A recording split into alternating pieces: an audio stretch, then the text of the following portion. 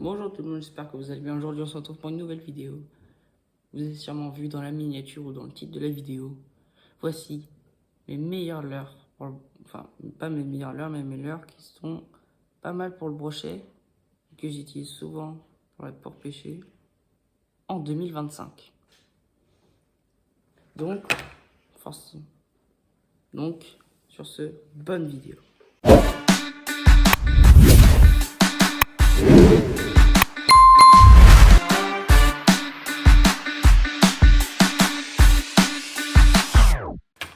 Donc en premier, bien sûr, les grands classiques, hein, on a les shads.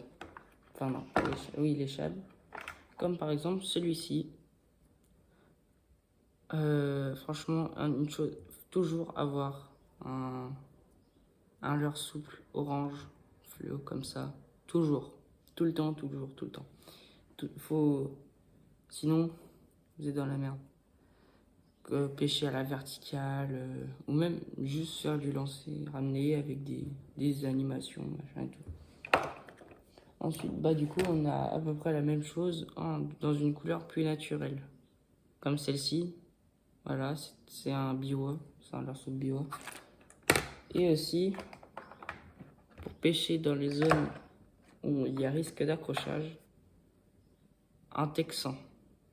Enfin, toujours avoir un texan. Ça, c'est une tête plombée redistribuée par Smith de 20 grammes sur un shad comme ça. Et bah, ça marche bien. Ça, j'appelle un peu un demi-leurre souple, un divinator. Voilà.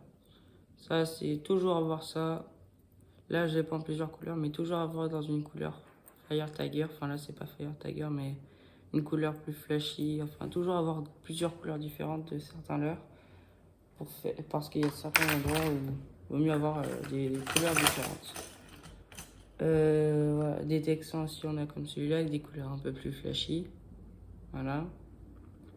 Ou tout simplement aussi, des fois pour le black bass, ça. Vous avez aussi les micro jigs comme ceci. Voilà, avec un. J'ai mis sur un leurre Berkeley. Et voilà.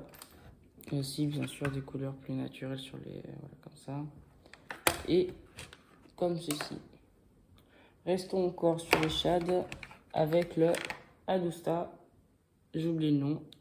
Mais le Adusta redistribué aussi par Smith. Et bah, ça, c'est une dinguerie. Toujours avoir ça. Voilà. Encore sur les shads, un shad un peu plus petit. Celui-ci. Au cas où, pour la perche, le black bass, même le brochet. Le son. Voilà. Maintenant, encore sur du leurre souple. Sauf que lui, elle est une queue curly. Le Sandra. Un grand classique. Hein. Pareil, c'est un classique, ça marche bien. Voilà. Maintenant, passons au leurre dur. Alors, moi, ce que j'ai tout le temps dans ma boîte, quand par exemple je pêche en flotte tube, machin et tout. D'ailleurs, peut-être c'était une pêche en flotte tube. Je ne sais pas, mais je pense qu'il y aura une pêche en flotte tube. Un stick bait. Voilà. Par exemple, lui, c'est un stick bait Sami. Je sais plus si c'est redistribué par Smith, mais je crois que si. Voilà, ça va toujours avoir un petit stick bait dans sa boîte. Dans les leurres durs, on a quoi d'autre dans ma petite boîte? Ah oui. Les jerkbait. Enfin, les gens appellent comme ça, mais moi j'appelle ça juste un leurre avec une bavette. Comme ceci.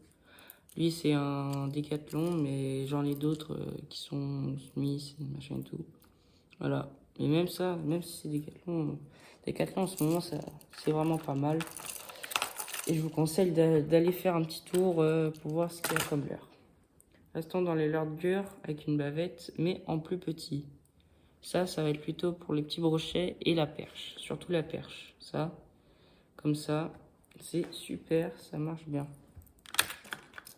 Ensuite, bah, on a deux crankbaits. Voilà, pareil, toujours avoir des couleurs différentes. Voilà. Ensuite, on a quoi d'autre?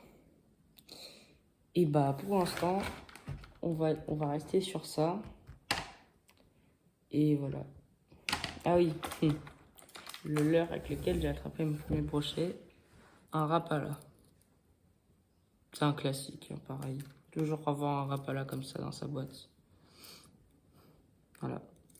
Bon, sur ce, j'espère que vous avez aimé cette vidéo. Si vous avez pu avoir 2-3 conseils par certains leurres, j'espère que ça vous aura plu. Il y aura une partie 2 avec plus de leurres. Likez, abonnez-vous et sur ce, à bientôt.